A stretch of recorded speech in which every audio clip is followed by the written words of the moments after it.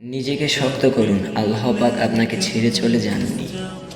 জীবনে আসা কত মানুষ তো আপনাকে ছেড়ে চলে গিয়েছে, অথচ আল্লাহ তিনি কিন্তু এখনও আছেন।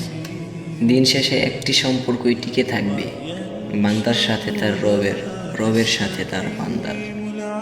কেউ তো জানে না আপনি কী অবস্থার মধ্যে দিয়ে যাচ্ছেন, কিন্তু আপনার রব তো জানেন। এইটুকু কি যথেষ্ট নয়? ভরসা করুন, তিনিই তো আপনার জন্য যথেষ্ট। আল্লাহই আমাদের জন্য যথেষ্ট। তিনি কতই না উত্তম কর্মবিধায়ক। আল্লাহ যার প্রতি কল্যাণের ইচ্ছা করেন তাকে বিপদগ্রস্ত করেন।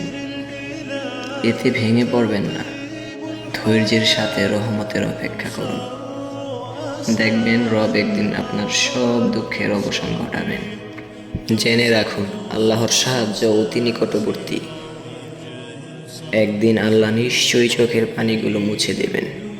আপনি শুধু শক্ত হয়ে জমে থাকুন, কখনো ঝরে যাবেন না, ইনশাআল্লাহ।